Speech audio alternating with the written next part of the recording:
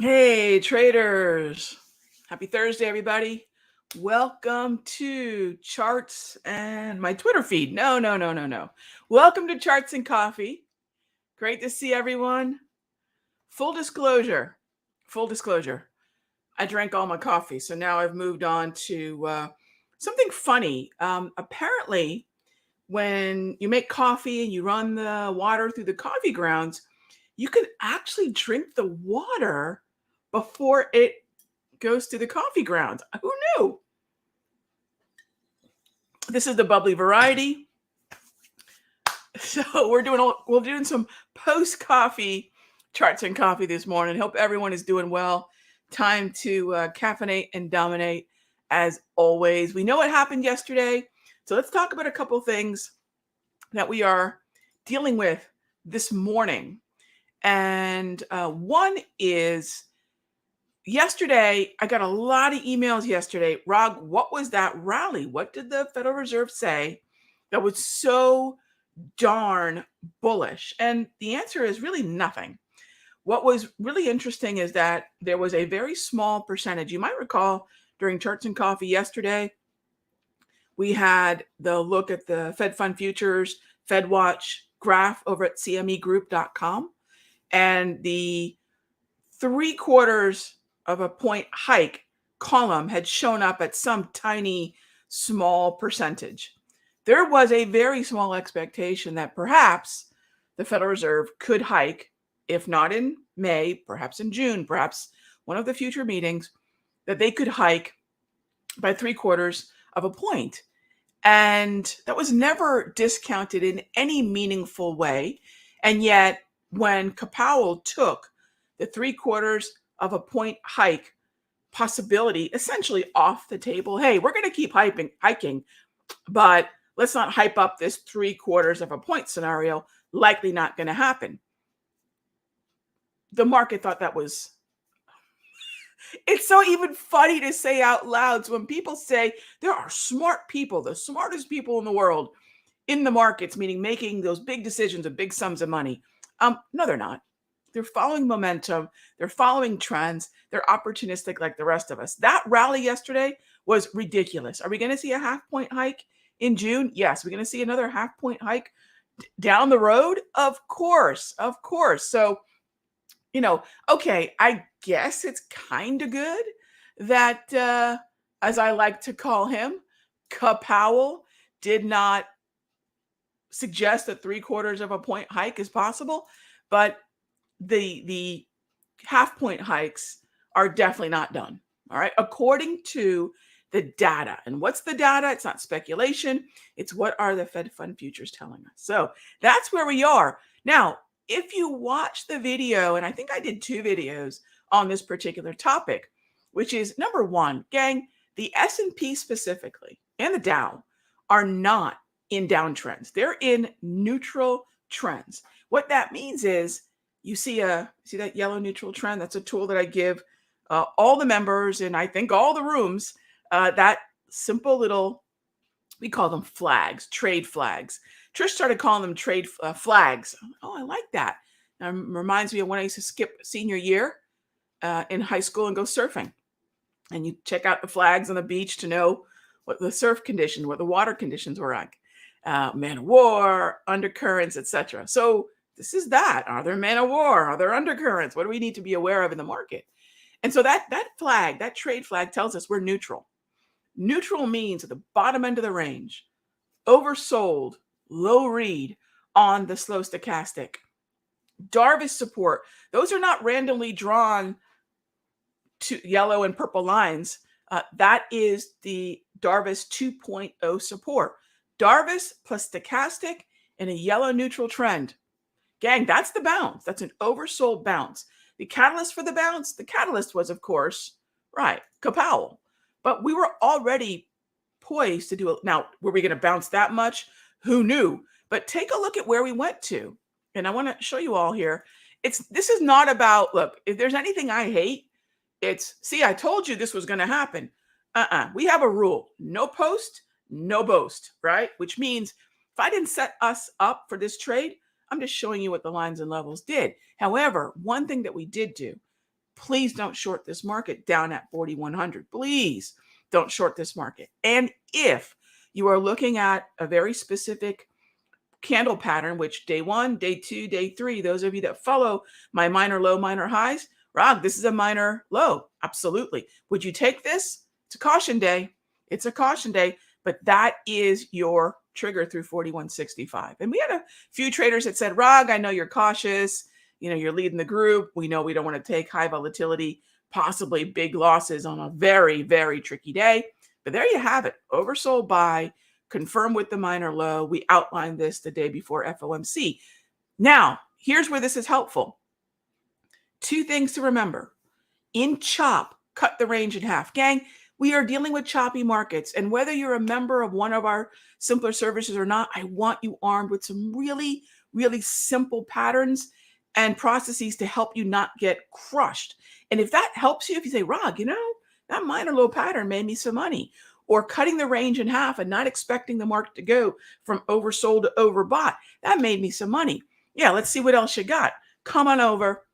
But in the meanwhile, pay attention to those minor lows. Pay attention to first whether the markets are chopping or not. And then if you do have an oversold buy or an overbought short, make your first target the halfway mark, gang. This is going to help you take money from the market and keep more of your own. And that's really what I want to explain here. Now, had we not had Powell, that's a great buy. That's a great buy. It's a solid setup with the stochastic, the pattern, the underlying market trend, everything. And what I want to show you is even on a crazy day like Powell Wednesday, we still went up and tagged that 50% Fibonacci. Another thing you might see, we tagged the wave. We tagged almost a 21 propulsion, but not quite. Notice where those candle bodies are, right at that 50% of the last major move. Really wanted to point that out. Now you might say, what about the Nas, Rog? Great question. The Nas is in a downtrend. This is where underlying market structure is going, regardless of how you trade, gang. One of the things that I'm most proud of with the indicators that we use is that they're not going to supplant anything you're doing. You go grab the tops indicators that we've made free since 2016, 2017, and use them along with what you're doing now. What it's going to do is give you a great touchstone for underlying market trend. I'm not going to encourage anyone to minor low oversold buy a bottom on NQ because this thing's in a downtrend. This thing is, hey, it's better to take advantage of the rip higher than short the rip. SMH, CLOU, XLK, XLC, XLY. That's the corner of the market to keep an eye on. So I'm starting with the broader indices, but I want to show you that if you're looking to measure moves, start with the market trend, okay? But as always, gang, this show is about your questions. So you know what? Let us get to it. Starting off with Giancarlo's. Good morning. Good morning, Professor. Oh, that's great. Good morning, Giancarlo's. The OPEC agrees to a modest production increase in June, which is pretty much in line with what we were expecting. Modest production increase in June. Do I see an opportunity in energy, oil, gas sector? Yes. If you're talking gas, as in gasoline, RBOB, RB, or UGA. Now, by the way, those of you that are interested in, we have a couple people in the master that say, Rog, I don't buy the options. I buy the underlying ETF or stock. That's perfectly fine. And let me tell you why. I bring up RB and I bring up that topic because UGA is not particularly liquid on the options chain, but you can buy this relatively inexpensive ETF that tracks with gasoline, just go straight into that ETF. Now, if you like the underlying stock, remember this, and this is really something that is going to run through all my options trading. If I don't want to buy the underlying stock or ETF, why on earth would I buy the derivative of it? So a lot of traders realize, hey, you know what? If Rog's buying a call at 56.5, I can actually buy UGA at 56.5. Those setups should dovetail. They shouldn't be disparate. If I don't want to buy UGA, I've got no business buying the call, right? So in the case of UGA and RBOB, with the question about gasoline, Giancarlo's, yeah, for sure. But I will tell you, I still do like natty gas better, the other gas, natty gas. And I do therefore like XOP, FCG as the group of stocks that I will look into in terms of focusing on where the outperformers, when we look at all the names within that FCG, for example, let me show you here. Okay. When we look at FCG, by the way, has a lot of natural gas stocks in it, and it does overlap with some of the holdings in XOP. So when you take a look at this, double green at the tide level, look at all the double green within the group of stocks here. That's what I'm talking about. So yes, I do like the underlying commodity. I like RBOB better than CL. So RB symbol is better than CL. And I like NG better than all of them, if we're talking about energy. But remember, OPEC and natty gas have nothing to do with each other. OPEC is heating oil, RBOB, and crude oil. So thanks for the question. And keep those oil stocks in mind. The structure and many of them are still very, very good. All right, Zion Spear, with the announcement on maybe not doing a 75-point hike, how will that affect commodities? Look, gang, yesterday, I don't know what that was. I'll be straight up. Everyone got excited because things could have been more hawkish. And it was what I was explaining, I think in the show too, that sigh of relief rally. We call them relief rallies. They're sighs of relief. Like, whew, right? We didn't have to deal with that. We still have a tightening cycle. We still have a very hawkish Fed. So how's it going to affect commodities? I mean, the main thing we saw was a little bit of a move higher in the euro, but not enough to do anything with. So my bottom line is almost nothing. It's really a non-starter. It's really a non-story. It was something that, keep this in mind, a few folks, well, not a few, I'm sure a good number of trades went off to say, oh my gosh, we're not going to see a 75-point rally. Let's buy. Momentum begets more momentum. It just continues to feed on each other. And because momentum begets momentum, it's a lot like piranha. Just when they get going, it's a frenzy. And so I've seen a feeding frenzy once, scuba diving, and it's as awesome as it is horrifying. And the excitement of one shark just feeds on the next and feeds on the next and feeds on the next. And before you know it, they're in a full-on frenzy. So keep in mind, again, that 75 basis point conversation, he didn't promise us anything, right? We're gonna focus on the data, not on the chuckleheads. And that includes chuckleheads on television. Is there any other kind? And the chuckleheads, meaning the FOMC. Our target rate expectations, right? If you go on over to that CME group website that I talk about incessantly, this is such a valuable tool to block out that noise, Zion Spear. Take a look. Our current rate, take a look then where we're expecting to go. And that's all. And as we get into, there's no really big reason to talk about the June 15 meeting now, but as we go forward, if that starts to change, we'll adapt accordingly. All right. So thanks for the question. All right. Next up is, can we expect some trade alerts from me today? If I see a trade, Danny, if I see a trade, I'll be in the futures room in the morning doing some day trading, and I put all those trades in the notes. And in terms of the mastery, we had some movement on the FOMC. That's what we wanted. And now we're going to go take a look at those corners of the market that are going to continue to likely move lower in terms of the relief rally that we saw. Now, why did I not take trades yesterday? So Danny, see that zone right there? That's normally where I'd say, hey, let's take a shot, right? Yesterday was anything but normal. So today we're going to go back and reassess. And this is why it makes sense to let some of the dust settle, because there's names on our list, but look at how the market moved. That would have crushed an aggro entry. That would have likely crushed a moderate, and maybe the conservative just got triggered and is hanging on. This is why I like to remind traders, caution days can feel, right, a lot like this. That's Jerome Powell. That's the market. That's us, right? So yes, I will be scanning this morning, and I would think this week, if not today, going into tomorrow, if I see some really clean setups, we'll get to work. Yeah, we'll get to work. All right. I definitely want to get back to work and get some of these trades on. So I appreciate the question. All right, next up, Integral Capital asks, what's my view on the FOMC news and how the markets will react over the coming days and weeks? I think it's going to be short-lived. Now, I say purposely, I think. Honestly, the market doesn't care what I think. What I'm going to look for is there that 50% exhaustion?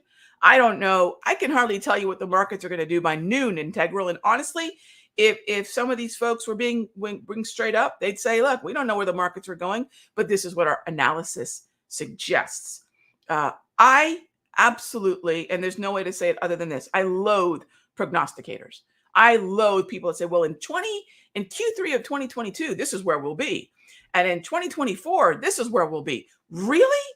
I can't remember. I don't even know what I'm going to have for lunch on Saturday. And yet somebody wants to tell us where the markets are going to be quarters from now.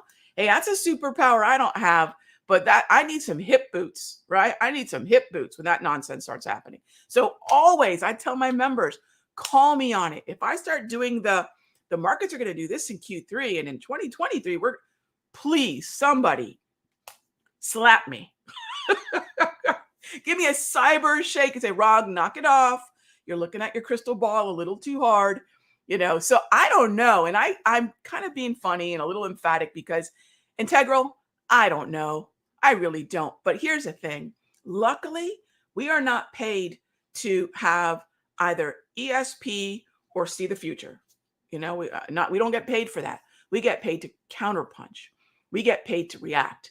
Trading is a game of reaction. And if we can do that, we're good to go. So I know I kind of sometimes get over the top on that topic, but oh my gosh, it just runs rampant through our world. And it just somehow suggests there are immortals among us who can tell where the markets are going to be days, weeks, or quarters from now. Please, please. But here's what's interesting. And you might say, well, Rob, why do they do it? Because if their job is to be analysts and to be invited on television and publish books, if you pick a top or a bottom once in your career is made. You will always be invited back to say, this is the gentleman or this is the woman that picked the bottom. And that's why they do it. All right. So there you go. I'm just busting that wide open. There is a value to that to them. And that is because they're analysts. Their job is to be on television, not to necessarily profit from what they're telling you. I hope that makes sense. All right. So what if the daily chart conflicts with the weekly? Terry, I would not worry about that much. Always, this is the answer. Always know your time horizon. If it's days to weeks, focus on the daily. If it's weeks to months, maybe years, focus on the weekly. If for whatever reason, the weekly and the daily share a level of importance, something that is important on the daily also is important on the weekly, now you have a really valuable level. But I don't know that happens all that much.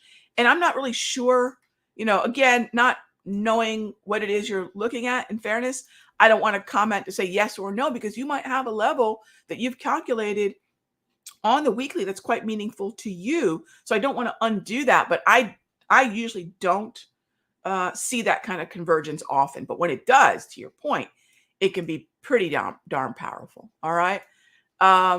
Let's see. Next up, Larson family, you made some money on some momentum. Very cool. Very cool. Look, if traders were willing to take a higher degree of risk, and once they saw certain thresholds breaking, there is obviously money to be made on days like that, but then there's obviously money to be lost. And I'll always err towards the latter. Hey, what could I lose if I'm wrong? Not what could I make if I'm right? There's nothing wrong with either one, but I have found that in my 30 plus years, it's always served me to think about the only side that I can really control, and that is the risk. Everything is oriented to, if I'm wrong, how much is it going to cost me? And can I afford that? And that's always the logic from which I move forward with every trade every day, if I'm being disciplined. So thank you for letting us know and reminding us, hey, there is money to be made if we're willing to take a different degree of risk. All right, next up, what's the difference between accumulation and distribution? Accumulation is narrow range, a narrow range, a channel. Distribution's a wider range. That's the main difference. They're both sideways markets. They're both sideways markets, but one is narrower, lower volatility, usually more organized. For me, blue grab candles, and distribution is that wider range. And those are both Dow theory lingo for the way Dow would describe market trends. So giving credit where credit is due. Everyone would do very well to go back and study Dow theory. And then if you really like that, go on to study a little bit of Wyckoff. And if you do that, you'll know why I pay attention to relative performance, why we know there's four distinct market behaviors, and volume. Volume is so darn important. And that all for me comes from the fact that Dow theory and Dow work was a big part of my formative years as a trader. So very grateful for that being the touchstone for me as a young, impressionable trader. And that's what I try to pass on to you all. As always, gang, thanks so much for joining us. For charts in, Raghee already drank her coffee, so she's drinking some Richard's sparkling rainwater this morning. And I will see you all tomorrow. Same time, same station. If you're catching this on a replay, first of all, thank you for your time. Leave any questions that you might have. Does moving the needle for you? Smash that like button, and I will see you all tomorrow. Same time, same station. Be good to each other.